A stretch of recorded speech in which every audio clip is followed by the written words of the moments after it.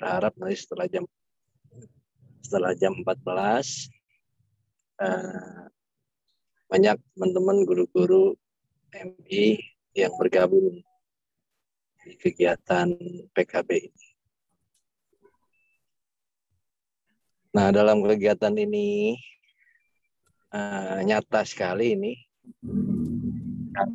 atau KKG numerasi MI ini belum ada ketua forumnya, ya. Belum ada ketua forumnya, sehingga tidak ada yang berinisiasi, termasuk di grup tadi. Siapa yang mau bawa acara, diam aja semua, karena memang merasa belum ada yang diberikan tugas dan wewenang untuk mengendalikan PKB numerasi di setingkat Kota Depok. Kebetulan kita sendiri baru ada fasilitator yang baru nih ya, yang baru selesai pelatihan dan belum melakukan PKB karena di program 2022 ini baru bulan depan rencananya akan ada kegiatan PKB yang berbasis anggaran dari KSKK dengan bingkai proyek MIKR. Ya. Karena itu terima kasih sekali lagi pada Bu Siti Faltona yang luar biasa, apresiasi yang setinggi-tingginya pada beliau bisa hadir untuk sesi yang kedua ini. Sekali lagi pada guru-guru di grup-grup guru silakan diingatkan bahwa kita sudah segera mulai. Dan nanti di akhir sesi saya minta ada ya minimal ada orang ya menjadi koordinator bagi seluruh Pokja atau seluruh KKG yang ada di numerasi tingkat MI. Karena kalau kita merujuk kepada Pokja yang lalu, tidak salah ada sekitar 7 KKG yang sudah pernah mengadakan PKB yang waktu itu fasilitatornya dari Kota Sukabumi. Ya.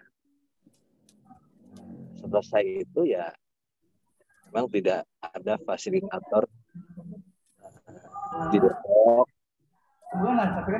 Ada Pak Rusmin, kalau nggak salah Pak Rusmin kemarin sudah mengikuti pelatihan untuk menjadi fasilitator numerasi. Insya Allah mungkin mulai sesi 2 minggu ke depan beliau sudah mulai siap untuk bergabung. Ya. Tapi di sisi lain tetap komunitas ini saya berharap diperkuat dengan adanya pengurusan atau forumnya di tingkat kota ya. Jadi kalau yang kemarin adalah pengurus KKG, pengurus Pokja KKG numerasi yang 9 itu, nanti silakan bermusyawarah siapa yang 3 orang ditunjuk atau disepakati menjadi pengurus forumnya ya. Nah, sementara para ketua dan pengurus yang lainnya itu silakan juga dilibatkan sebagai minimal menjadi koordinator di kelompoknya masing-masing. Nah, sejatinya kegiatan PKB ini memang bisa sebetulnya difasilitasi oleh KKM ya, oleh KKM MI dan Pokja yang kemarin ikut itu rata-rata memang semuanya berbasis kecamatan. Nanti saya mohon Pak Bambang punya datanya ya. Pak Bambang punya data ada berapa Pokja, siapa ketua sekretaris dan bendaharanya, nanti dikumpulkan. Pak Bambang minta tolong data nama-namanya, nanti dibentuk forumnya ya. Dan bisa saja PKB itu memang selanjutnya secara offline bisa dilakukan dengan difasilitasi oleh KKM tingkat kecamatan ya. 6 bulan sekali mungkin ada PKB tingkat kota. Cuma memang kalau secara offline saya pikir akan besar sekali ya pesertanya. Karena kalau ada 10 Pokja saja kali 30 kan 300 orang. Nah, kalau semua bergabung dalam satu kegiatan offline, saya kira itu akan sulit untuk melakukan kegiatan nyari tempatnya yang sebesar itu. Apalagi kalau sudah offline itu harus fasilitas meja, kursi, laptop itu harus bawa. Nah, makanya mungkin agak sulit juga kalau kita melaksanakan tingkat kota, kecuali tingkat kotanya dibatasi misalnya 40 orang atau 30 orang, itu merepresentasikan seluruh pengurus KKG numerasi yang ada di kecamatan. Jadi setiap kecamatan mungkin 3 orang ya, untuk dilaksanakan PKB secara offline di tingkat kota Depok. Kalau begitu mungkin efektif. Ya. Kalau 300 orang melaksanakan secara offline masih lebih efektif melalui daring. Nah, daring itu bisa 1.000 orang bahkan bisa lebih.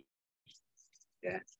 Nah, kalau kita melaksanakan kegiatan PKB, malah dalam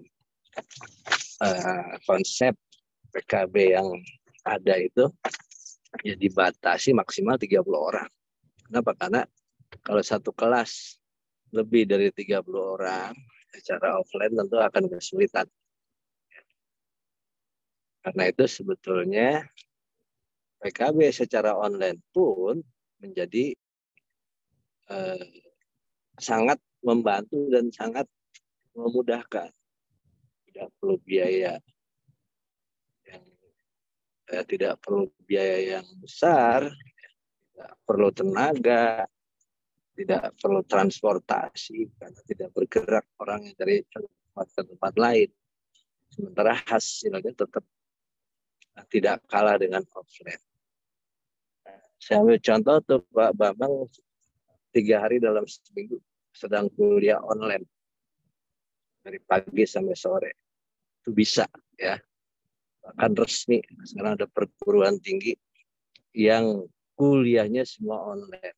Masa kita PKB online yang seminggu 2 minggu sekali saja kita kerepotan. Nah, berarti memang kita belum serius melaksanakan peningkatan kompetensi. Nah, itu sebagai pengantar dari saya. Sekali lagi saya terima kasih pada Bapak-Bapak, Ibu guru di PKB atau di KKG numerasi yang sudah hadir. Ini jumlahnya masih belum bergerak dari 29 atau belum mencapai 30. Kalau saja yang 7 kelompok kali 3 saja atau kali 9 kelompok kali 3 itu 27 orang. Nah, ini masih belum maksimal. Masih ada waktu mungkin karena kita baru memulai agar teman-teman yang masih belum masuk ke dalam Zoom disampaikan, diberitahu agar kegiatan kita lebih semangat lagi. Dan saya sih berharap ya akan betul-betul maksimal pesertanya. Nah, saya katakan bahwa jumlah guru yang ngajar matematika di MI itu hampir sama sebanding dengan jumlah rombongan belajar yang ada di MI. Sekitar 1.200 rombel di MI Kota Depok Kalau satu rombelnya satu guru atau guru kelas, maka sekitar 1.200 guru numerasi, guru literasi, dan guru sains. Nah, karena kita masih yang hadirnya belum ada 10%-nya ya. Baru diangkat 30 orang, berarti baru sekitar berapa?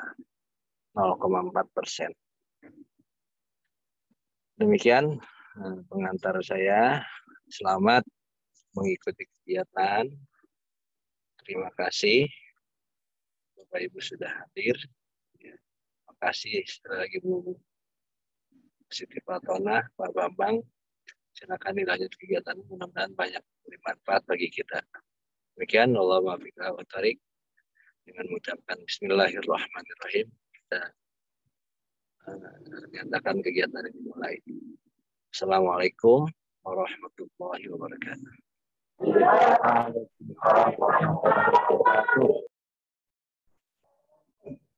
Terima kasih pada Pak Kasih Penmat Kota Depok atas pengantar yang telah disampaikan. Selanjutnya Bapak Ibu sekalian, mungkin langsung aja ya kita masuk ke tema utama, yaitu PKB numerasi. Hari ini akan disampaikan atau dikeluarkan atau dipandu oleh fasilitator kita, Ibu Siti Fatona. Padanya dipersilakan. Mangga Ibu.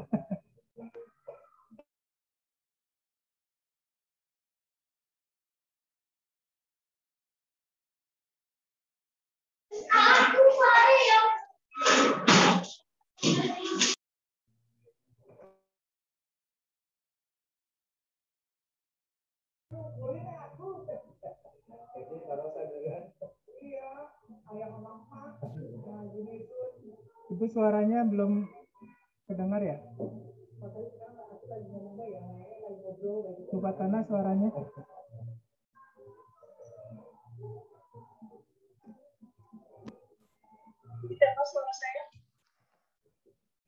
Halo?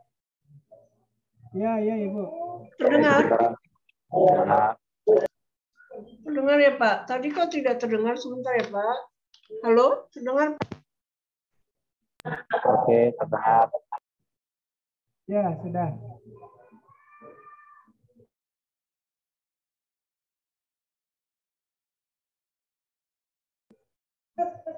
Suaranya hilang lagi, Bu. Ulang lagi suaranya. Oke, nggak usah pakai headset. Kayaknya pakai headset malah hilang-hilang ya Pak? Ya. Oke. Assalamualaikum warahmatullahi wabarakatuh. Waalaikumsalam warahmatullahi Yang terhormat Bapak Kasih Penmat Kota Depok. Yang terhormat Pak Bambang yang hari ini bertindak sebagai fasilitator untuk memfasilitasi kegiatan ini. Yang saya banggakan teman-teman guru MI Kota Depok. Terima kasih pada kesempatan kedua ini kita sama-sama berkumpul untuk melanjutkan bincang-bincang kita tentang bagaimana sih pembelajaran matematika di MI. Teman-teman, sebelum kita mulai, sebagai bahan laporan yang saya sudah sampaikan, kita sudah punya FASDA sebenarnya. Ada Pak Amin yang mungkin belum bisa bergabung, nanti bisa kita bisa berdayakan karena beliau sudah dilatih untuk memberikan pelatihan kepada teman-teman. Kemudian hari ini seperti yang Pak Kasih sampaikan tadi, terlihat bahwa teman-teman MI belum bergerak, dan mari kita mulai. Mungkin nanti saya bikinkan skemanya untuk siapa narasumber, siapa petugasnya setiap sesi, karena kita ini kalau untuk PKB sampai selesai itu ada 12 bahan. Ada 12 UP yang harus kita kuasai. Dan itu sebenarnya tidak bisa satu kali pertemuan selesai. Nah, itu nanti mungkin akan saya coba coret-coret siapa yang bertugas, sehingga misalnya 2 pekan yang akan datang jadwal numerasi lagi. Siapa yang jadi, misalnya yang bertugas 2 pekan yang akan datang adalah KKG Cilodong. Nah, itu pokoknya itu tanggung jawab KKG Cilodong deh.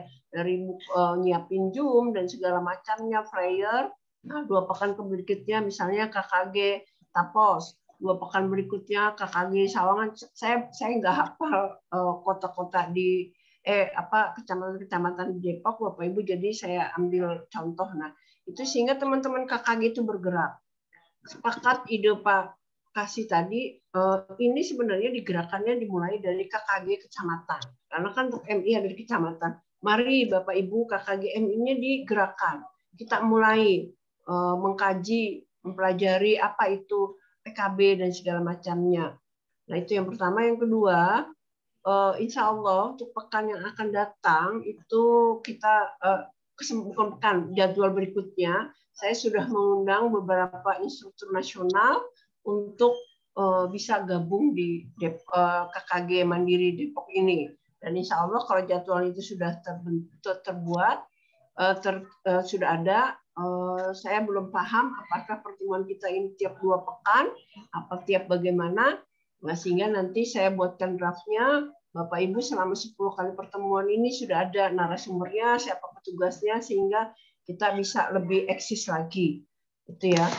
Baiklah Bapak Ibu, hari ini saya akan berbicara tentang apa itu UP2, tentang growth mindset. Nah, sebelumnya saya berharap karena kita kebetulan untuk UP1, UP2, UP3 itu lebih kepada pedagogik. Pedagogik bisa kita lakukan secara virtual seperti ini. Mohon izin kalau untuk UP yang berkaitan dengan konten, minimal kan satu UP itu ada beberapa aktivitas. Nah, ada aktivitas itu yang memang harus dipraktekkan.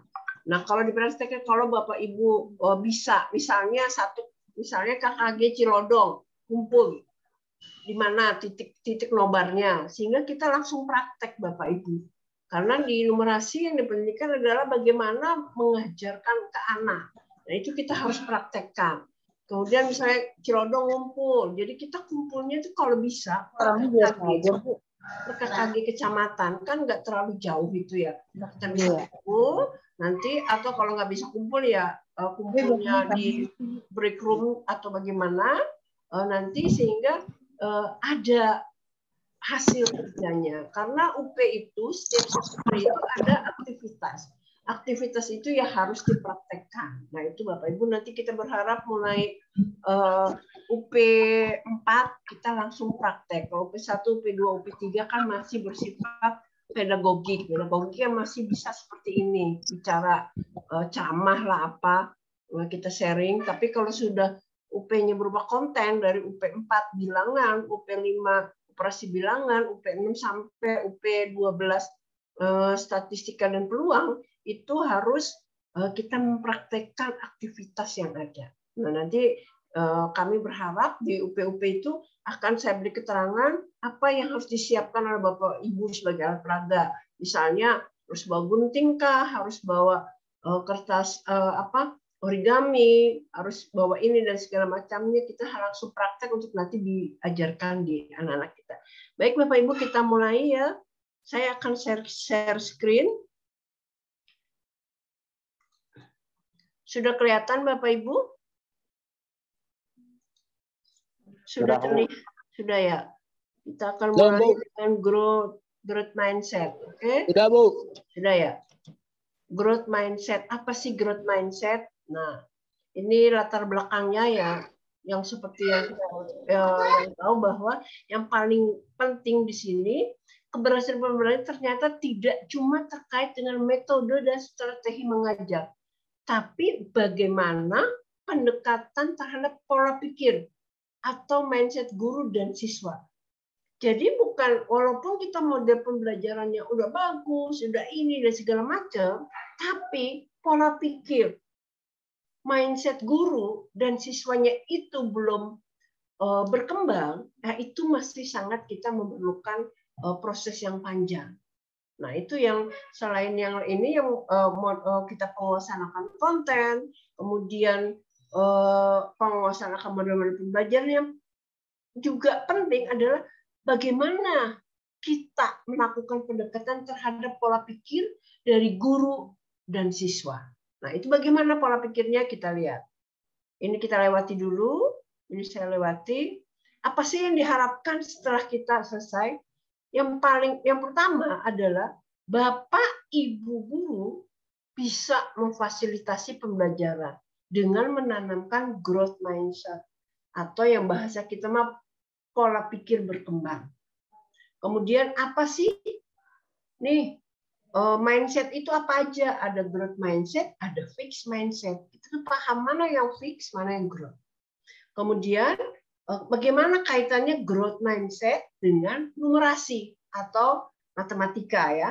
Terus gimana pembelajaran yang mengedepankan growth mindset. Nah, itu Bapak Ibu, nah kita coba lihat sendiri ini lewat ya. Nah, Bapak Ibu silakan diperhatikan. Ini ada pencapaian dari murid, ada 2 orang murid dengan pencapaian yang sama. Tadinya mereka pada persentil ke-50. Jadi nilainya pada rata-rata di sini.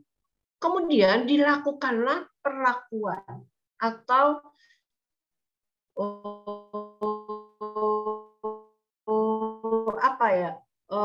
tindakan yang pertama diajar oleh guru yang berprestasi, berkompetensi tinggi. Guru ini prestasi tinggi dan berkompeten. Yang kedua, diberikan kepada dia menerima proses pembelajaran dari guru yang berprestasi rendah.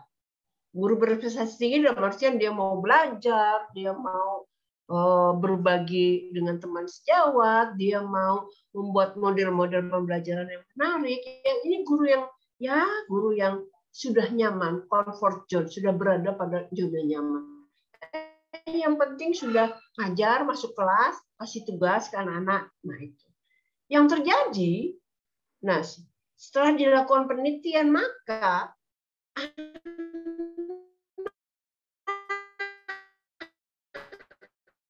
yang didampingi oleh guru dengan atas 90. Sementara anak yang diajar oleh guru dengan prestasi dan kompetensi yang rendah, dia tuh malah nurun 37. Perbedaannya 53 poin Bapak Ibu. Nah, dari sini maka yang bisa kita bisa lihat, nah kita bisa lihat apa dari sini. Nah, yang bisa kita lihat dari grafik itu bahwa 3 tahun diperlakukan, 3 tahun misalnya di MI Saadatul 3 tahun di MI Al-Nuriyah, ada 2 kelompok siswa dilakukan perlakuan. Misalnya kelas A dilakukan proses pembelajaran oleh guru yang semangatnya tinggi, kompetensinya tinggi, prestasinya bagus, maju ke depan, terus sama guru yang sudahlah, yang penting saya ngajar. Ya, itu aja, cukup hidup nyaman dengan ngajarin. Setelah 3 tahun, maka diadakan penelitian ada 53 poin perbedaannya. Sangat jauh. Nah, di sini bisa terlihat peran guru tuh walaupun ada media virtual lah, mau pakai aplikasi apakah kita mau pakai Zoom, tetap kompetensi guru itu diperlukan. Itu sangat meningkatkan. Jadi penting banget guru itu kita ini semua yang sebagai guru untuk belajar. Bagaimana untuk itu ya. Oke Bapak Ibu, sekarang kita lanjut. Ini kan firman hadis ini sudah jelas bahwa Allah itu berprasangka baik. Kalau kita berprasangka baik kepada Allah, maka yang terjadi adalah itulah prasangka kita terhadap Allah, itulah apa yang kejadian sebenarnya. Contohnya kalau kita selalu husnuzon yang baik-baik, Allah itu baik, Allah itu ini, maka itulah prasangka kita. Yakinlah kalau kita jalan, saya bisa, maka yang terjadi adalah kita akan bisa. Nah, seperti itu contohnya. Oke, kita lanjut.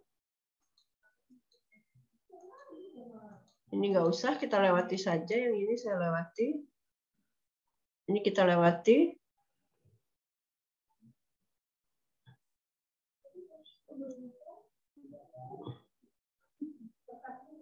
Nah, yang terpenting Bapak Ibu, ini bagaimana growth mindset. Jadi mengubah ucapan yang harus kita pastikan, mengubah ucapan dapat mengubah pola pikir. Contohnya Bapak Ibu, saya tidak mengerjakannya dengan baik. Kalau kata-kata ini kan ya berarti kan kita negatif banget. Kita nggak ngerjain tugas dari Pak Kasih, kita nggak ngerjain tugas dari Pak Kamat dengan baik. Tapi kita akan merubah kan, ada apa saja hal-hal yang sudah saya lewatkan. Kan intinya sama. Intinya adalah kita tidak mengerjakan tugas misalnya dengan baik.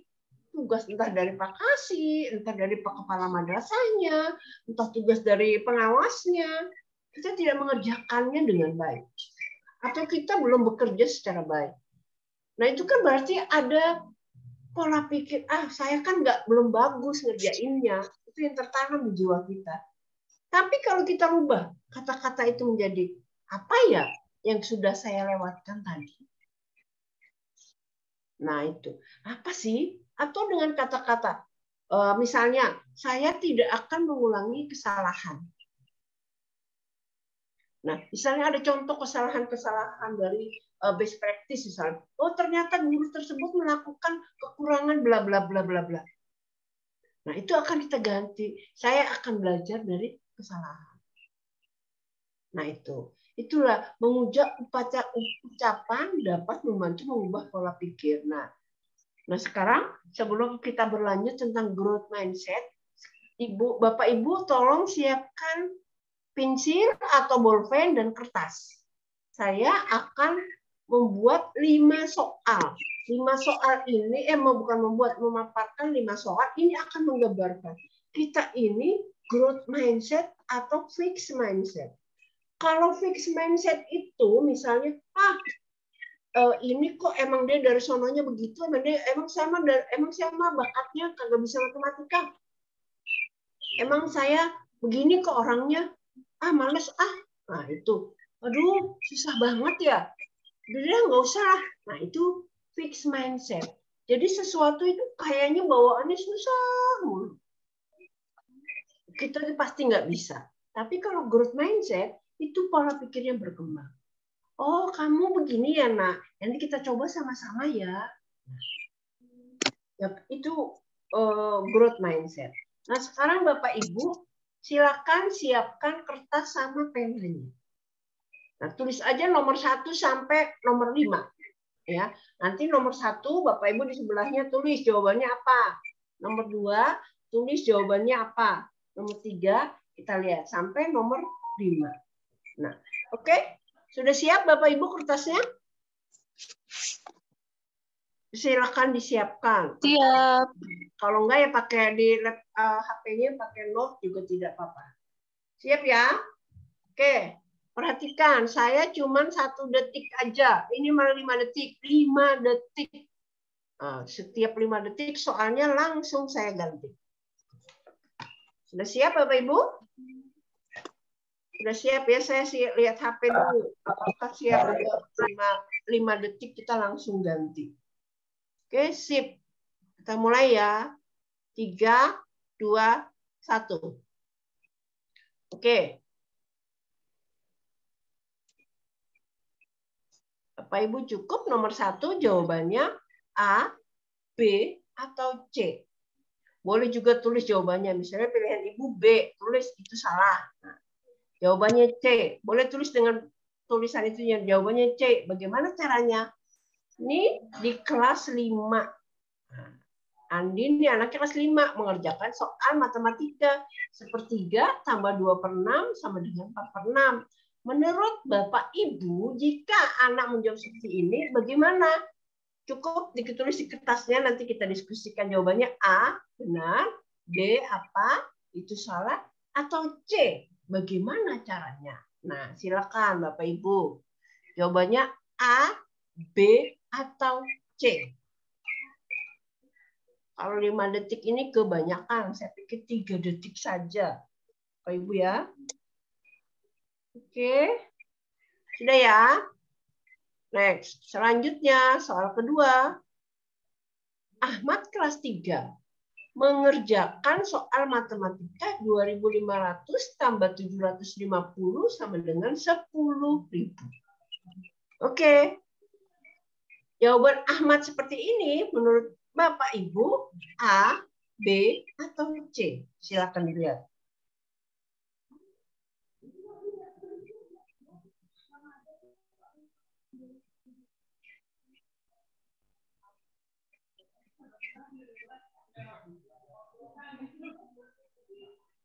Sudah Bapak Ibu? Oke. Yang ketiga. Romlah kelas 1. Nah, anak kelas 1 kan berhitung ya. 1, 2, 4, 5, 6, 7, 8, 9, 10. Jadi anak kelas 1 suruh berhitung dari 1 sampai 10. Oke.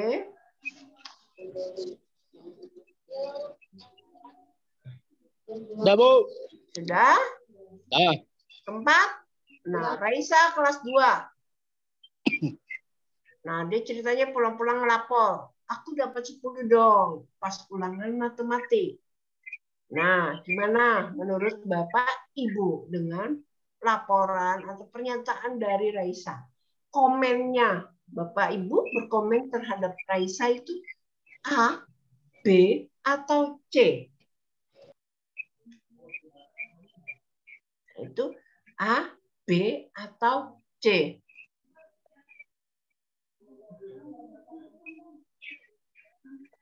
Nah, sekarang yang terakhir. 4. Endang kelas 4. Memberikan hasil kuisnya Endang tuh adalah salah 6 dari 10 soal. Nah, ini mana Bapak Ibu? Oke? Nah, apa yang Anda katakan? Kalau Endang kelas 4, hasilnya kuisnya seperti ini. Nah, hasilnya apa? Sudah Bapak Ibu? Sudah, Bu. Nah, sekarang kita lihat jawabannya ya Bapak Ibu ya. Ini jawabannya. Mari kita cek jawabannya. Nomor 1, oke. Siapa yang memilih ini? Bagaimana caranya? Itu jawaban nomor apa tuh tadi? Bagaimana caranya? C ya? Berapa orang Bapak Ibu yang memilih C di sini? Siapa saja? Saya. Bagaimana caranya? Ya, saya beri C. Nah, berarti Bapak Ibu kalau sudah bisa memilih C, maka Bu. Bapak Ibu adalah pejuang-pejuang pendidikan yang mengedepankan growth mindset. Wow. Nah, itu kenapa? Ya karena anak ditanya gimana caranya. Nah, anak akan berpikir. Coba nomor 2, jawabannya apa? Ada yang jawab? Coba dicek juga. Coba A. cek ulang. Coba cek ulang. Nah, apa semua C? Iya, saya cek ulang. Apa semuanya C? Iya, saya cek. Iya, saya Ada cek. yang selain C? Nah, ini kalau kita berpikir growth mindset, maka jawabannya akan seperti ini.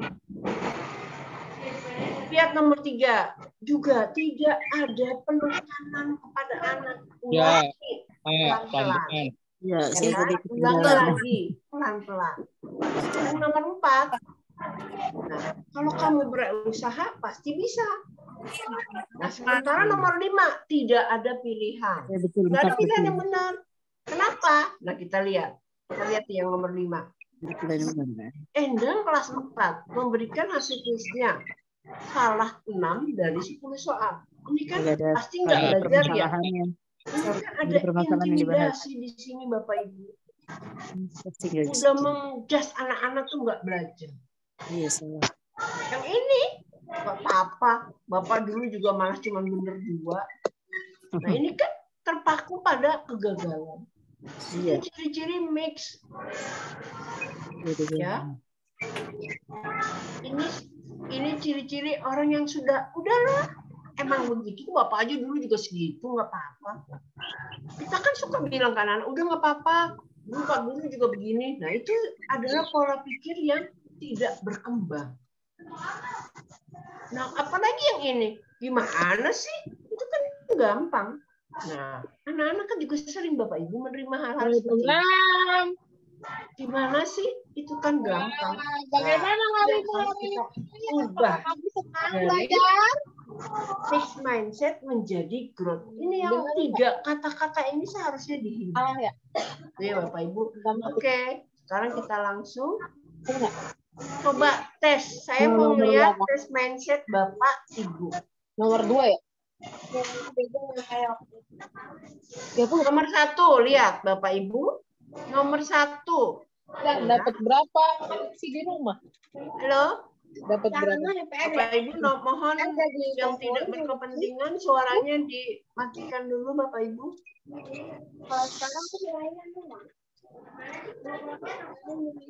Tolong suaranya.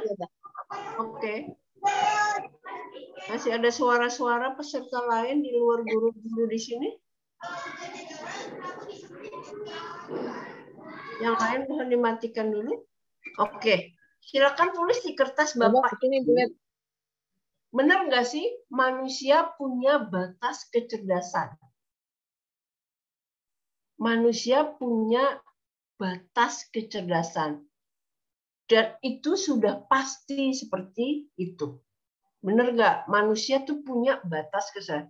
Jika Bapak Ibu sepakat, maka jempolnya ke atas. Jika tidak sepakat, jempolnya ke bawah. Ya. Bikin tanda jempol ke bawah di kertas Bapak Ibu saja, nomor 1. Ini berarti kan setuju. Boleh S, bisa juga tulis S atau T. T kan tidak setuju. Ya, kalau nggak jempolnya diginiin, S atau T. Oke? Nomor 2. Tidak peduli siapapun Anda, hanya sedikit yang Anda bisa lakukan untuk mengubah kemampuan dasar dan kepribadian Anda. Ini yang sesuai sama diri Bapak Ibu. Benar nggak sih? Kita seperti ini. Jadi cuma sedikit yang bisa dilakukan untuk mengubah kemampuan dasar dan kepribadian kita. Ya, ini Bapak Ibu setuju atau tidak? Pernyataan nomor 2. Kalau setuju, boleh beri jempol, boleh beri S. Kalau tidak setuju, boleh jempolnya ke bawah, dikasih TS saja. Oke, yang ketiga. Yang ketiga, manusia mampu berubah. Siapapun mereka, dari manapun mereka. Jadi kita ini pasti bisa berubah.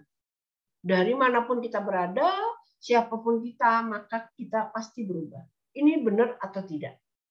Setuju atau tidak setuju? S atau TS? Ya. Yang keempat, Anda dapat belajar hal yang baru dan mampu meningkatkan kecerdasan. Benar nggak? Kita tuh bisa belajar hal-hal yang baru. Dan dari manapun kita. Ya kan? Oke. Nomor 5. Nah, nomor 5 seperti ini.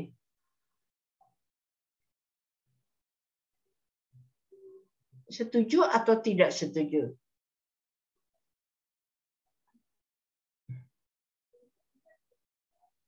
Manusia punya bakat tertentu atau tidak sama sekali.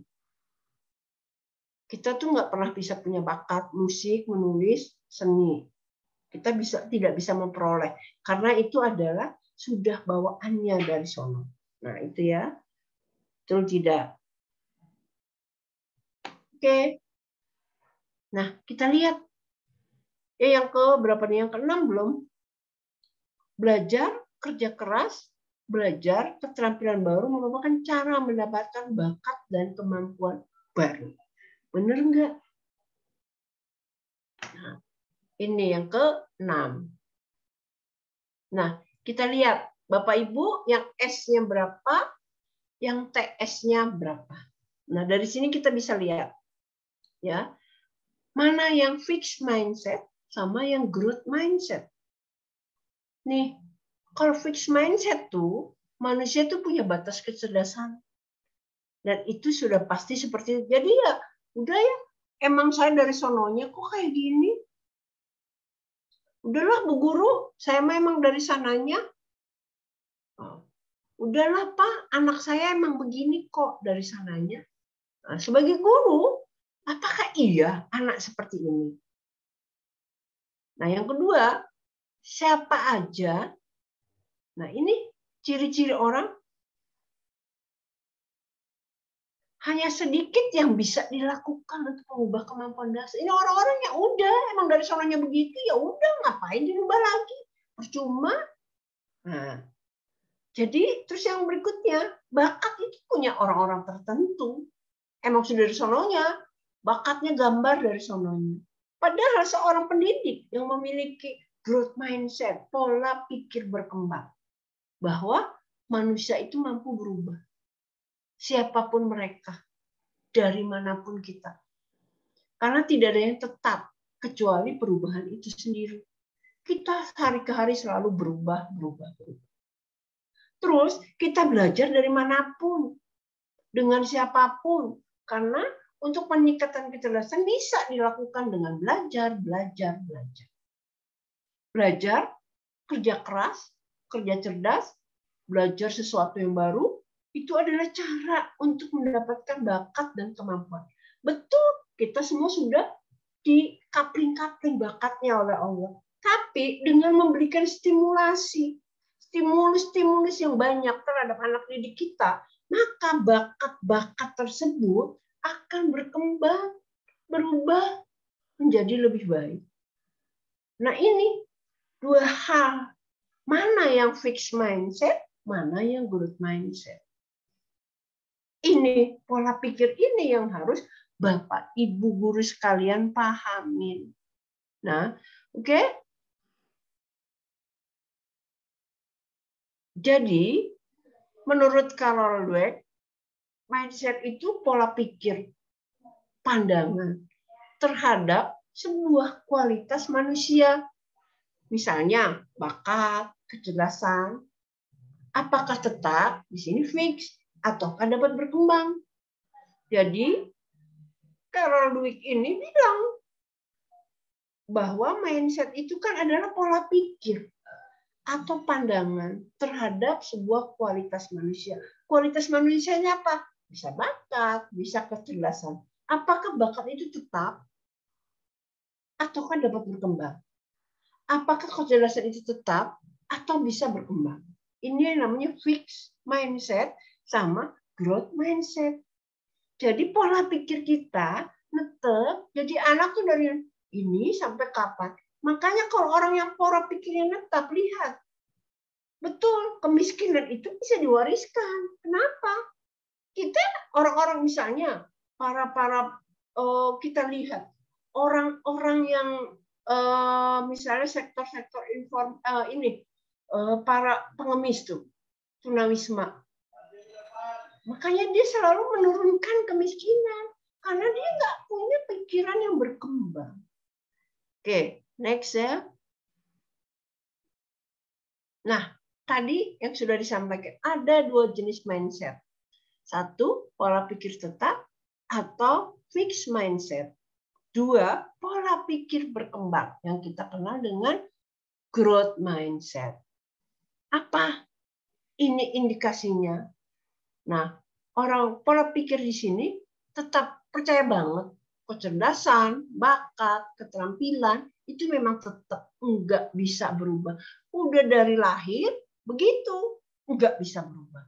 Nah, kalau mindset yang pola pikir berkembang, ini dia percaya kecerdasan, bakat, keterampilan itu dapat dikembangkan. Dengan apa? Komitmen yang tinggi dan kerja keras. Ini yang harus diajarkan ke anak-anak kita. Pola pikir berkembang. Nah, itu ya Bapak Ibu. Nah, sekarang bagaimana implikasinya dalam pendidikan? Di sini, kalau pola pikir tetap, yang terjadi anak-anak ya tampilannya aja cerdas.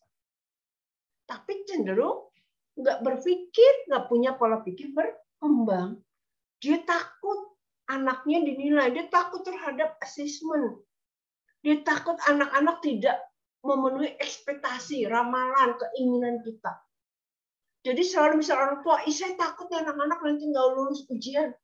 Oh, sebagai guru, aduh, bagaimana nih anak-anak INBK-nya nanti nggak bisa.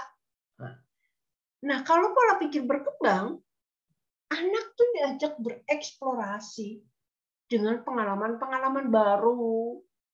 Nah, pengalaman-pengalaman baru ini dia akan mengembangkan pola pikir berkembang. Misalnya, anaknya lebih sering dia bawa belajar di outing kelas misalnya. Nggak usah belajar di kelas mulu. Nggak usah bikin PR mulu dengan kalau kamu nggak bikin PR, bla bla bla bla bla. Tapi anak diajak berkembang. Dia menemukan kesalahannya. Silakan. Nah, di sini mereka yang pola pikir tidak melihat kesalahan sebagai sesuatu yang memberatkan. Jadi anak yang melakukan kesalahan dan bisa menemukan bahwa kesalahannya itu begini bla bla bla bla, otomatis dia kan mau belajar hal-hal yang baru. Dan berbuat kesalahan itu adalah prosesnya melakukan kesalahan, tapi itu akan meningkatkan potensi mereka untuk lebih baik lagi. Seperti itu ya Bapak Ibu. Kita next. Nah, kalau pola pikir tetap atau fixed mindset, pasti orientasinya, kamu tadi ulangan dapat berapa? Yang dinilai adalah PH, penilaian harian, hasilnya segini. Oh, saya takut materi nggak terkejar, saya takut ini nilai anak-anak jelek, saya takut tidak memenuhi KKM. Terus di kelas banyak latihan salah, terus dites, dites. Nah, itu pada akhirnya ya udahlah, emang dia cuma bisanya segitu kok, ada yang memang nggak bisa. Nah, ini pola pikir tetap, fixed mindset. Sementara pola pikir berkembang, itu yang dilihat adalah proses. Karena proses ini tidak akan mengkhianati hasil. Contohnya, Bapak Ibu anak-anak Bu ANBK, anak-anak Bu AKMI, disuruh ngerjain soal AKMI, berebutan. Ya kan? Suruh beli buku, bukunya berbasis AKMI, berbasis NBK, ada literasinya, ada numerasinya, ada sainsnya. Tapi, apakah proses pembelajaran sudah berbasis konteks di kelas? Nah, tidak ada. Assessment itu untuk perbaikan pembelajaran, bukan untuk nilai akhir. Nah, di situ ada proses dan bimbingan. Yang terjadi, oh nilainya segini, AKMI-nya nggak apa-apa, nak. Kan kamu masih proses, dan kita belajar bareng ya. Itu kan enak banget. Anak-anak nggak di-just. Nah, oke, next. Nah, ini cerita ya. Cerita yang terjadi di Finlandia. Di Finland, kan kita tahu, Bapak Ibu, berapa nilai PISA kita? Jujur aja. 2 pekan yang lalu kita sudah diskusikan. Nilai PISA kita tuh selalu deket-deketin juru kunci dia di bawah Vietnam, Bapak Ibu. Coba. Vietnam tuh negara waktu itu aja, lagi zamannya Pak Harto presidennya, Vietnam tuh masih beli beras dari kita. Malaysia masih belajar ekspor guru dari Indonesia sekarang. Nah, ternyata Finland nilai tesnya itu tertinggi. Tahu nggak Bapak Ibu di Finland? Nggak pernah ada nggak pernah ada ujian nasional. Yang ada tes diagnostik betul. Nah, kita alhamdulillah 2 tahun terakhir karena COVID, hikmah dari COVID, maka tes standar seperti ujian nasional itu nggak ada. Nah, Bapak guru paham tentang anak didiknya, karakteristik anaknya adalah dari proses pembelajaran. Oh, ternyata anak saya tuh nggak bisa di sini loh. Si Amin nggak bisa ini loh. Nah, dari proses pembelajaran maka disampaikan ke orang tua. Oke, berikutnya apa lagi? Nah, ini Bapak Ibu. Joe Buller pernah melakukan penelitian. Penelitian terhadap siapa? Nah, dia ini melakukan penelitian terhadap sekolah-sekolah di Inggris. Di Inggris tempatnya terhadap peserta di usia 13 sampai 16 tahun. Berarti ini antara SMP nih kalian, kelas 13 SMP yang mengikuti ujian nasional. Dia ada ujian terstandar. Ya. Terus para peserta didik itu mendapatkan pembelajaran berupa proyek. Jadi ujian terstandar di Inggris dilakukan di usia SMP dan SMA. 13 sampai 16 tahun. Di sana pembelajarannya berupa proyek. Proyek dan pertanyaannya tuh nggak bisa 3 tambah 3 sama dengan berapa. Nah, tapi pertanyaannya bersifat terbuka. 3 tahun tuh anak-anak diberikan pertanyaan yang terbuka, nggak tertutup. Tertutupan jawabannya jelas. Ibu kota Indonesia adalah Papua terletak di titik-titik. Sorong ada di titik-titik. Misalnya Semarang ada di titik-titik.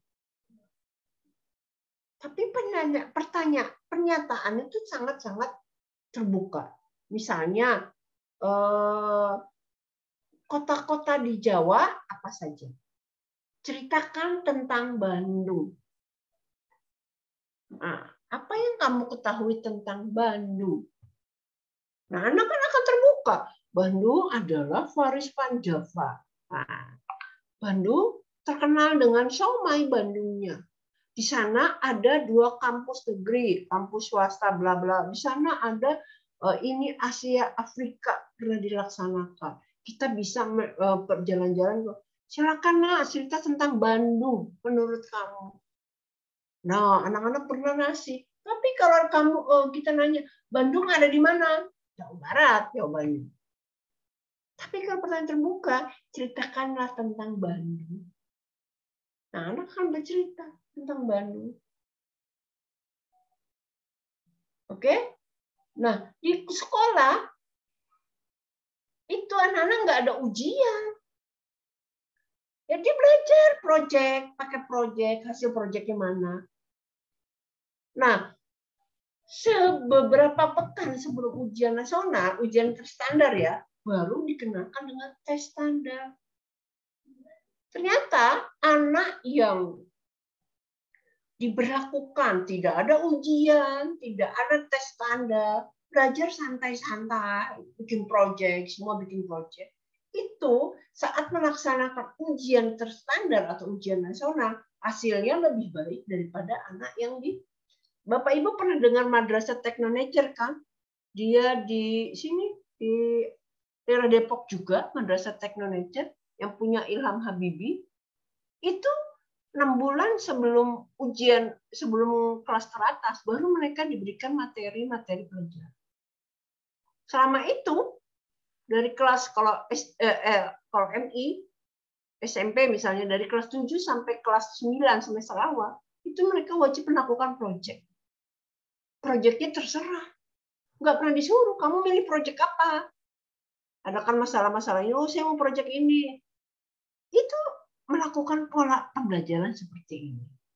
Madrasah teknologi, lebih banyak anak proyek.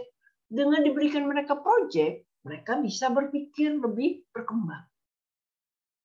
Oke, kita next. Nah, ini 2012, Chili mengadakan tes nasional untuk kelas 10 SMA ya. Ada juga tes akademik. Ini jadi ada ujian nasional, ada ujian akademik. Tes diikuti segini.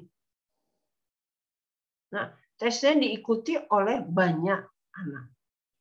Hasilnya, nah skor tertinggi inilah anak-anak yang memiliki peta pola pikir growth mindset yang sudah diajarkannya ini loh yang tidak diarahkan kepada yang menerima sesuatu, nerimo kata orangnya, nerimo apa adanya. Tidak, dia di selama sekolah selalu project temuannya apa-apa sampaikan. Jadi anak melakukan pola pikir berkembang. Nah, dari pembelajaran di Chile dan Finland, maka ada hal-hal yang bisa kita tarik. Jadi, dengan dia ngelakuin project, mereka percaya dengan growth mindset. Yang project itu ciri growth mindset. Dia punya percaya akan kemampuan mereka sendiri.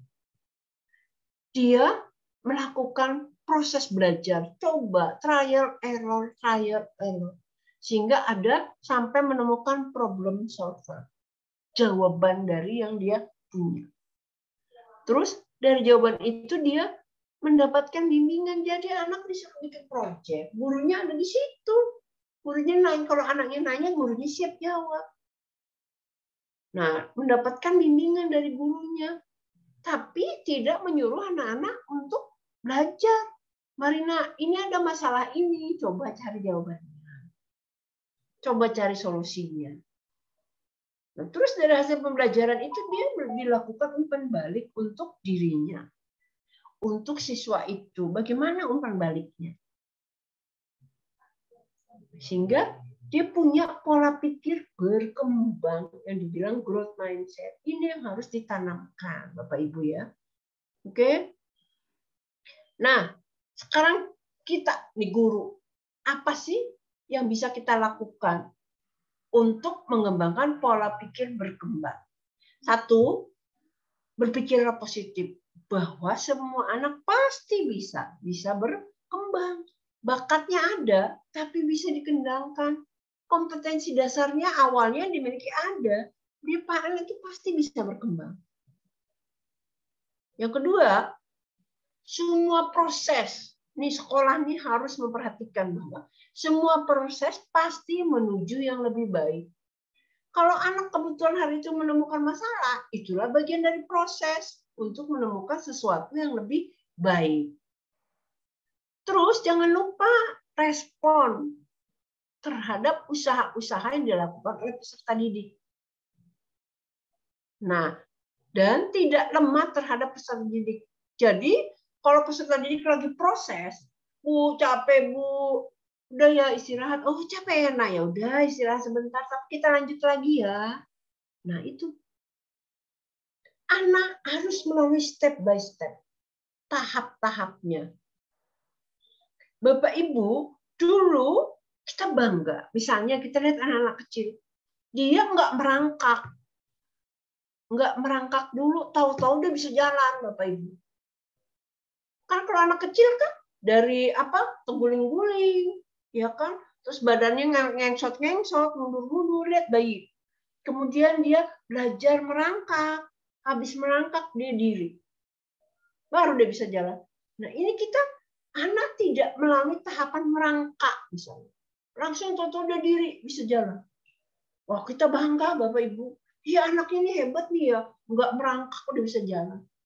Padahal setelah anak usia 5-6 tahun, dia mengalami ada gangguan psikis dan fisik.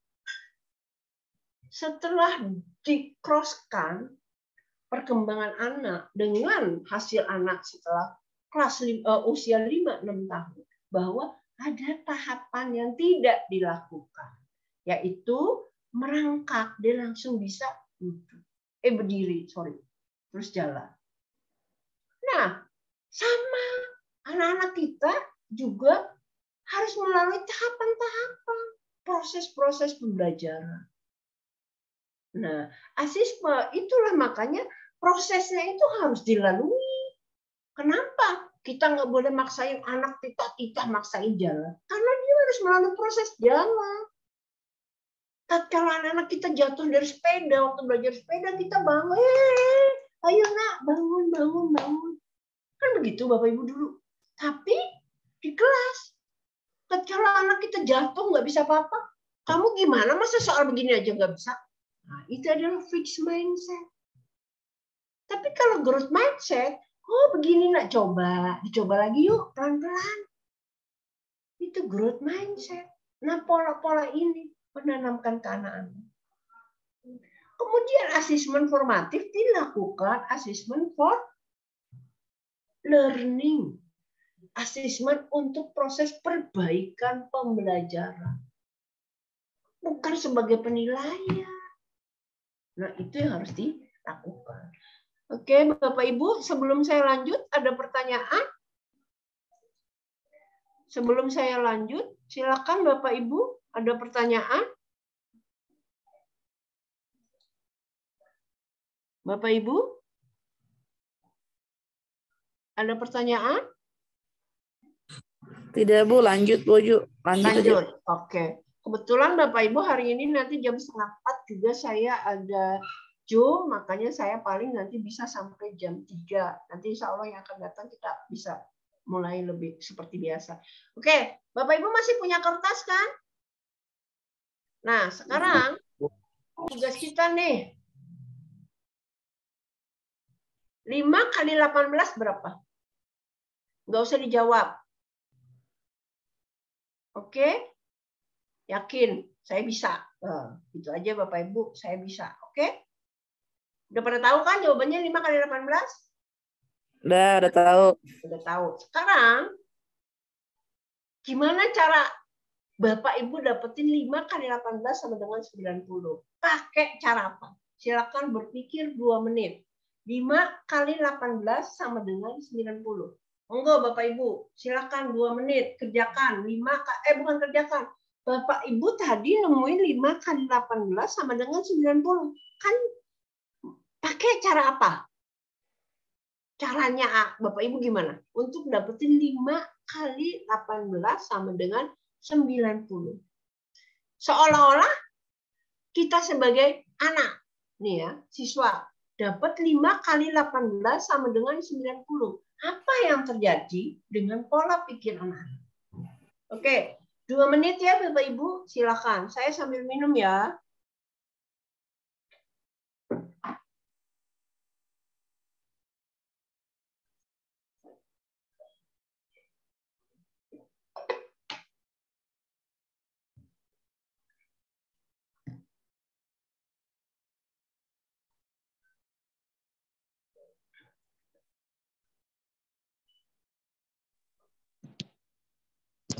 Ya udah.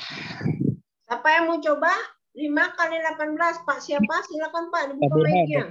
Pak Burhan.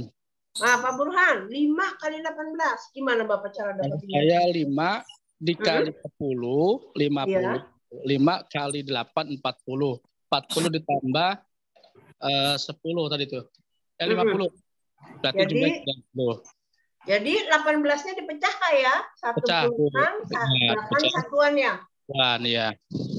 Itu Pak Burhan seperti itu. Ya, kalau saya seperti itu, Bu. Nah, yang lain?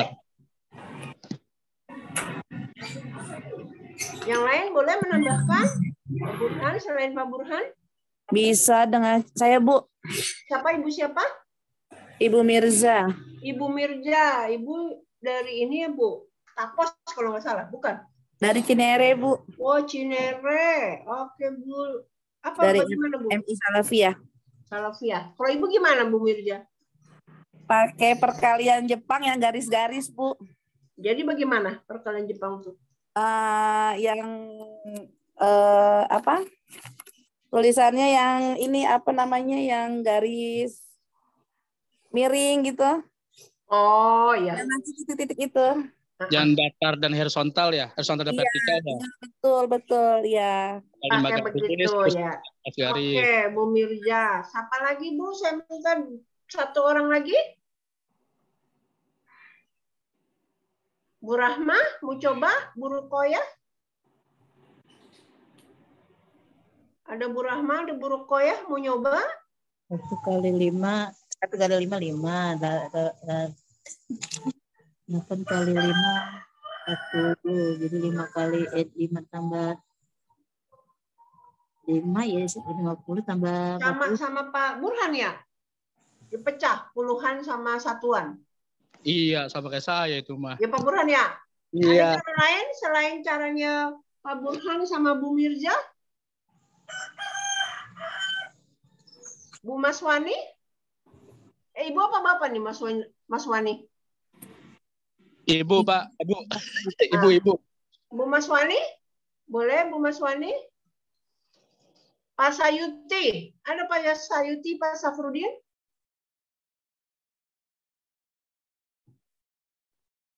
Dengan susun pendek, Bu. Ya? Dengan susun pendek. Susun pendek itu gimana, Pak? Ya, vertikal horizontal, Bu. Vertikal sama horizontal. Nah, kita lihat nih Bapak Ibu sekarang ya, gimana sih? Nah, coba lihat ya, tadi udah ya. Nih, Bapak Ibu. Ada 5 kali 18. Tadi kan ya, 18 kali 5. 90. Di sini 5, 9-nya dibagi 2. Ada yang cara begini enggak?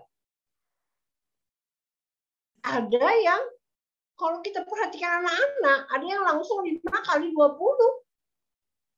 Ya kan? Nah, seperti ini. Ada yang tadi 5-nya kali 18 itu 15 tambah 3. Jadi 5 kali 15. 75. 5 kali 3. 15, 90. Ada yang kali susun ke bawah. Ya kan? Ini yang Pak ini punya tadi ya, Pak Burhan. 10 sama 8 kan Pak Burhan ya? Ya, ya. Ini yang siapa ini tadi ya? Bu Mirja yang ini bukan ya tadi? Bukan Tadi ya? Saya Pak Sayuti ya? Pak Sayuti Sayuti. seperti ini. Yang kayak gini ada nggak ya pikirannya kayak gini? Ada Bu, benar saya cuma takut salah. Nah itu, ini pola yang berkembang di anak-anak. Ada yang dia itu loncat-loncat 0, terus 18, diloncat lagi jadi 36. Kan 18-nya jadi 5 kali kan? 1, 2, 3, 4, 5. Ini pola-pola pikir yang ada di anak-anak kita dalam mengerjakan perkalian. 18 kali 5. Ini ada di anak-anak. Semuanya benar, Bapak Ibu. Karena mereka sedang kita arahkan ke pola pikir berkembang. Jangan, loh, kamu begitu kok nggak bersusun ke bawah? Nah, kan kita suka begitu ya. Kenapa nggak bersusun ke bawah? Kok gitu? Nah, tapi kita berbalik sekarang. Kayak tadi, Pak Burhan, saya mau Bu, 10-nya, kan 18 itu 10 tambah 8, gitu ya Pak Burhan ya? 5 kali 10, berapa? Iya Bu, Terus iya. 5 kali 8, sekian. Ada lagi anak-anak 15, 18 itu kan 15 tambah 3. Nah, kalau ini 10 dan 18. Ini berdasarkan satuan dan puluhan. Puluhannya ada 1, satuannya ada 8. Itu. Sementara kalau yang satu lagi 15 tambah 3. Bisa 9 tambah 9. Bisa 18. Ini kenapa? 18 ini kan 20 kurang 2. Nah, dia pikir 20 kali 5 kan gampang, 100. 5 kali 2 juga gampang, 10. Maka 100 kurang 10. Menurut dia, yang gambar adalah pola yang begini, yang lompat-lompat nih. Itulah pola pikir yang ada di anak-anak kita. 18 kali 5, 90. Bisa 1, 2, 3, 4, 5, 6 cara. Anak-anak bisa lakukan. Dengan kita membiarkan mereka seperti ini, jadi yang ditanya bukan begini. Kalau di SD internasional 18 kali 5 sama dengan 90.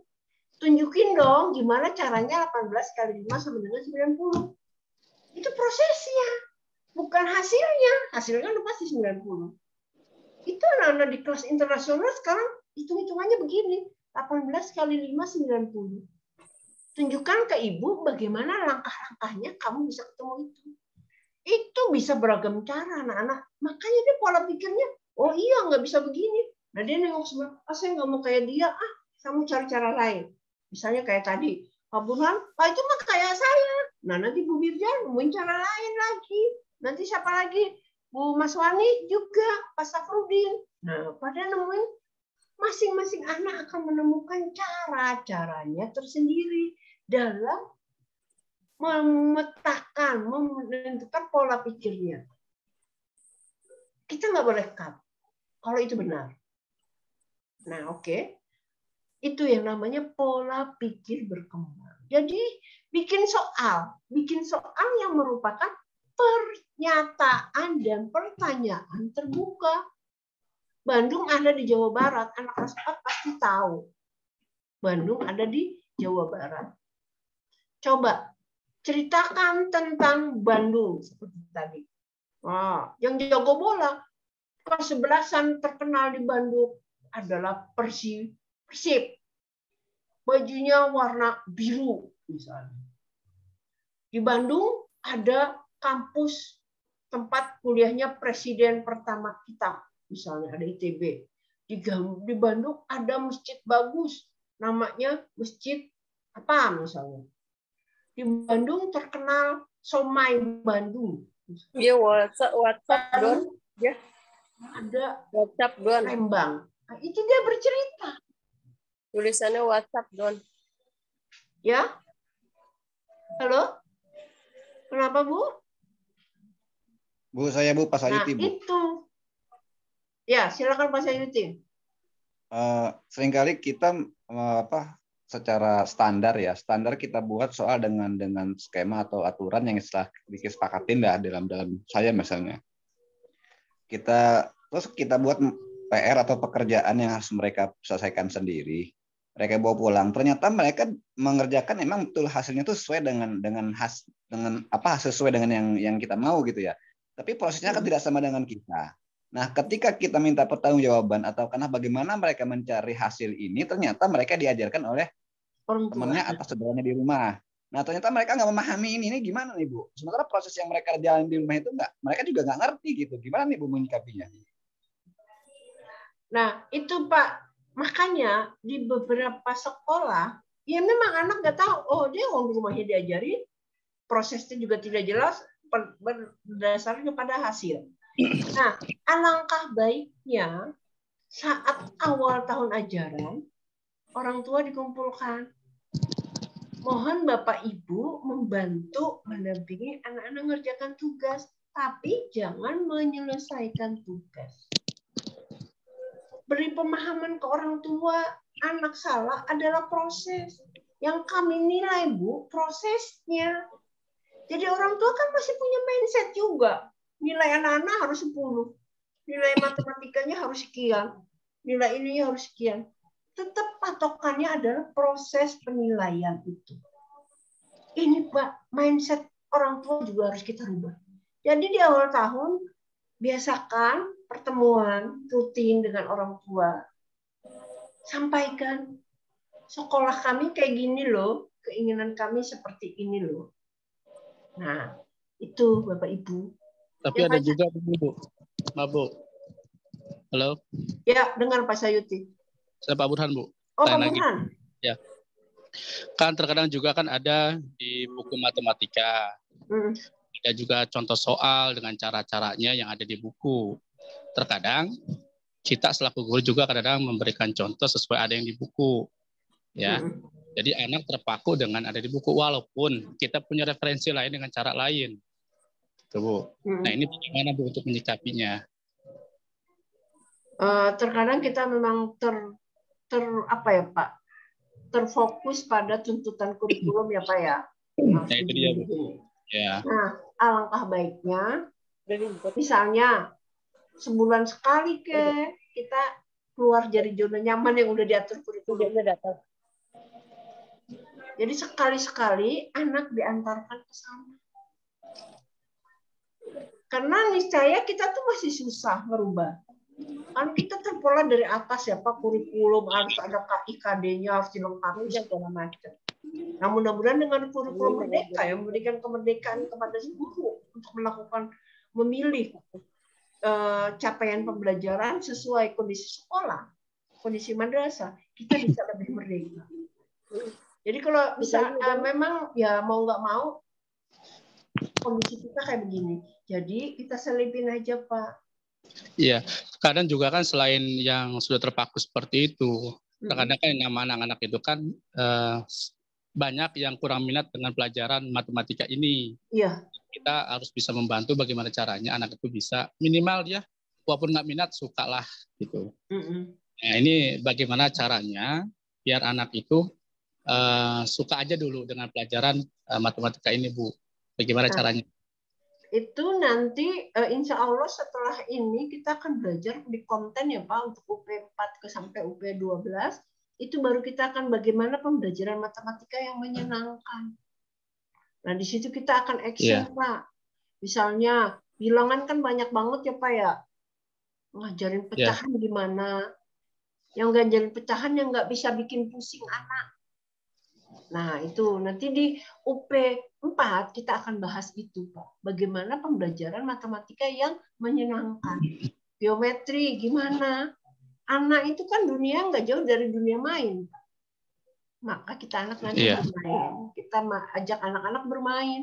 Proyeknya anak-anak adalah proyek bermain. Bukan dalam bentuk proyek harus menghasilkan bawah-bawah. Enggak, proyek bermain. Nah, nanti kita setelah bahas materi, baru kita akan ke sana Pak arahnya. Makanya di materi kalau saya kepengennya, misalnya UP4, Jelangan, yuk ketemuan di Tapos. Gak usah banyak-banyak. Kalau kata itu kata Bekasi, kita nggak bisa ngomong banyak. Gak usah banyak-banyak. Kita punya berapa kecamatan, misalnya 10. Satu kecamatan 3 orang aja datang. Kita bahas ini. Nah, misalnya UP 3-nya, UP 4. UP 5-nya nanti kita pindah ke Cinere. UP 6-nya pindah ke sini. Cukup 2 minggu sekali. Nggak usah banyak-banyak. Tapi orangnya tetap. Tapi di komunitas masing-masing di KKG itu ditransformasikan ke teman-teman. Nah, kita bukan praktek Pak nanti dari UP 4 ke apa ini. Sehingga matematika tuh enggak, jujur aja kita kan anak bisa ketemu guru matematika. Ingat Pak Kasih waktu arahan yang pertama ketemu guru-guru eksak tuh anak-anak biasanya takut, trauma. Nah, insya Allah Pak ya mulai UP yang akan datang, yang keempat kita akan bahas itu. Ya Pak, Bu. Saya lanjut dulu ya. Karena saya terbatas waktunya. Bu, mangga. Nah, ini yang penting. Memvisualisasikan proses matematikanya. Coba tadi, anak-anak perkara ini kan divisualisasikan seperti ini. Cara-cara gimana sih, Nak? Caranya 18 kali 5 itu 90, itu divisualisasikan. Ya kan? Nah, setelah divisualisasikan, jadi perkalian itu bukan prosedur. Banyak alternatif untuk menuju satu solusi. Belajarnya fleksibel. Nah, yang tadi Bapak bilang, matematika itu bukan hal yang kaku. Ya kan? Nah, itu yang diharapkan. Prosesnya yang kita visualisasikan. Misalnya, luas lingkaran, panjangnya sekian, kelilingnya sekian, luasnya sekian. Bagaimana lebarnya? Kamu dapat cari lebarnya. Nah, itu anak divisualisasikan. Dia menemukan lebar di mana. Sampaikanlah anak-anak itu, ini Bu, saya ketemu begini. Nah, apa proses matematikanya? Keliling luas itu kan juga bicara tentang perkalian. Jadi banyak alternatif, terus matematika itu lebih fleksibel dan bukan yang kaku. Ini yang harus diharapkan dari pembelajaran-pembelajaran itu. Oke, nah apalagi? Nih, bukan cuma jawaban doang. Oh, isinya udah bener. Kalau kita belajar pilihan ganda, isinya kan pasti dia memilih salah satu yang benar. Solusinya bisa beragam karena dia diberi kesempatan prosesnya jawabannya seperti apa. Ada kreativitas, ada fleksibilitas. Anak-anak kadang-kadang kurang kreatif dan nggak fleksibel. Barang harusnya mudah dibikin susah. Barang harusnya susah dibikin mudah. Terus dia terbiasa mendengarkan pendapat orang lain. Membuka ruang diskusi, mengembangkan pola pikir. Yang terjadi Bapak Ibu lihat aja. Anak-anak itu kurang menyampaikan pendapatnya dengan baik. Perhatikan bahasa WA siswa-siswa kita Bapak Ibu.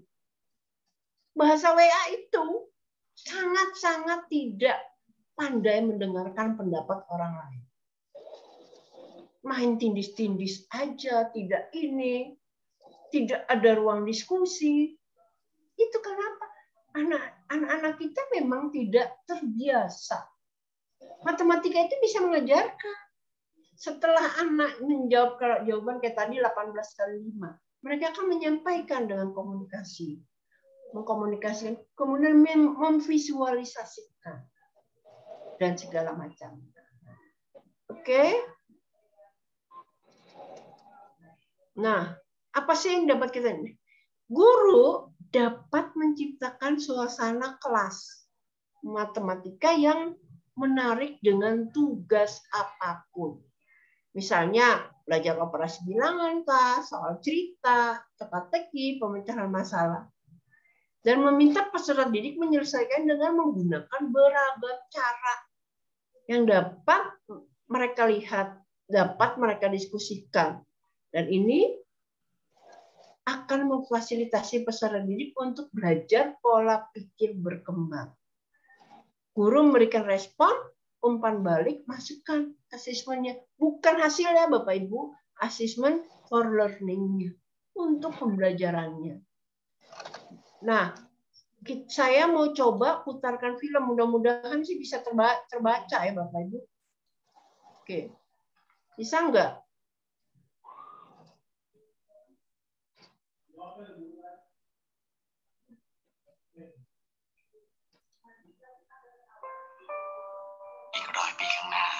Terlihat tidak filmnya? Lihat, Bu. Terlihat.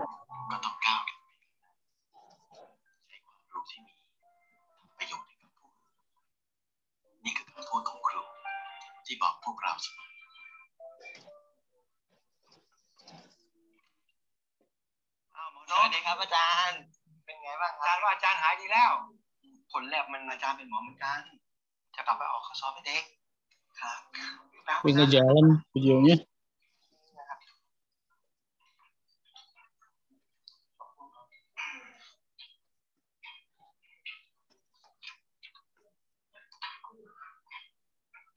Videonya nggak gerak seperti foto saja. แหมสมก็เป็นอาจารย์อนาโตมีเลยนะคะ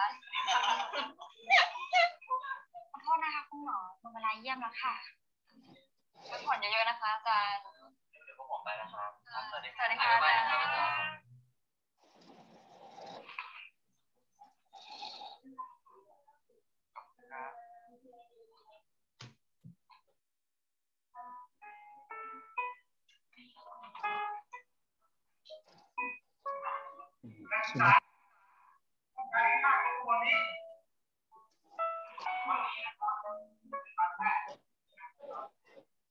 Hah? Filmnya nggak bergerak, agak bergerak. Filmnya nggak bergerak. Oh, nggak bergerak, Pak? Iya, nggak bergerak, Bu. Nggak apa itu, Bu? Udah terlihat belum? Tapi nggak bergerak ya? Ya, nggak bergerak, Bu. Ya, gimana ya? Nanti. Mungkin suruh sholat asar kali, Bu. Ya? Suruh sholat asar dulu kali. Ini yang terakhir, kalau begitu film Bapak Ibu nanti nonton di rumah aja. Ini sebuah perenungan kita sebagai guru bagaimana. Bapak Ibu ya, di sini perenungan bahwa profesor itu ahlinya dokter, aslinya dokter, tapi dia memilih sebagai guru di sini mungkin dosen ya. Bagaimana kehidupan dia sampai meninggalnya menjadi sebuah sebuah panutan bagi muridnya, mahasiswanya yang selama itu mendapat pencerahan luar biasa dari dosen tersebut. Itu nanti Bapak Ibu bisa lihat di film ini. Ya Bapak Ibu, mungkin karena tidak terbaca, jadi saya tidak bisa selesaikan karena gangguan teknisnya Bapak Ibu. Nanti insya Allah di lain kali baru kita bisa selesaikan. Oke, selanjutnya saya serahkan kepada Pak Bambang sebagai pembawa acara. Monggo Pak Bambang. Baik, terima kasih Ibu Fasilitator. Boleh berikan aplaus yang meriah buat Ibu kita, Ibu Siti Fatimah.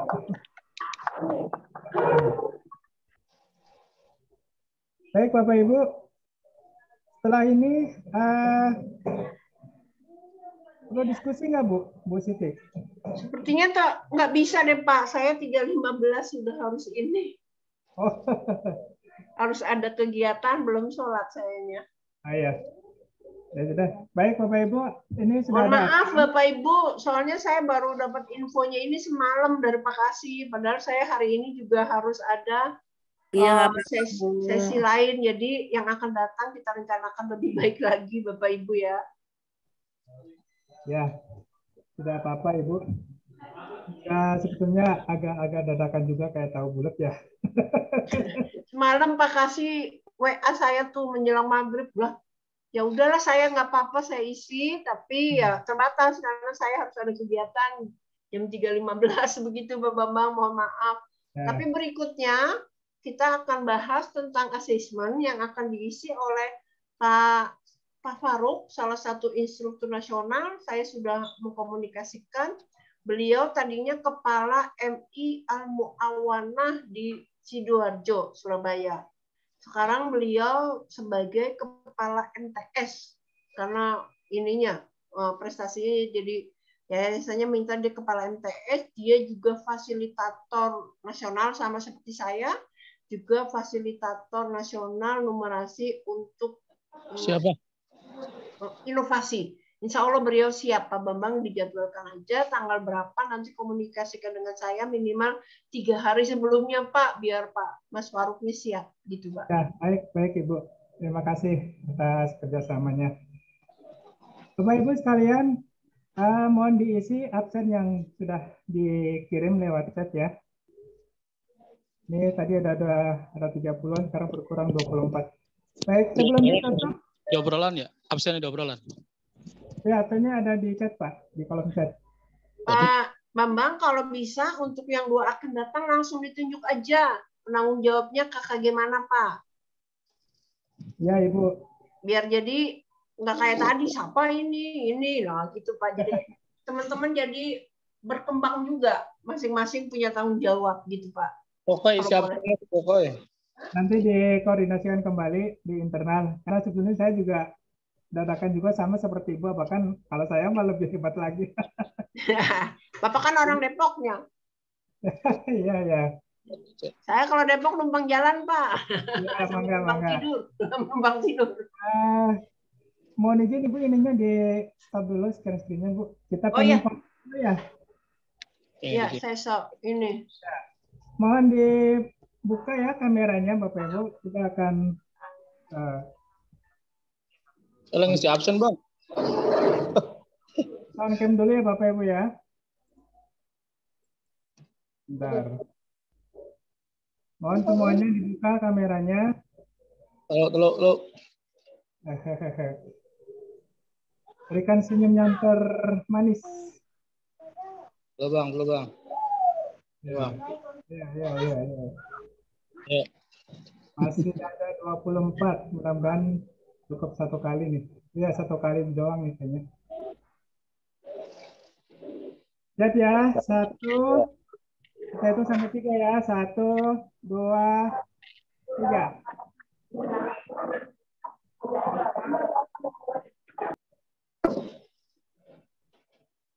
Baik, Bapak Ibu sekalian, kami ucapkan terima kasih atas kehadiran tindak lanjut PKB dalam PKB numerasi hari ini.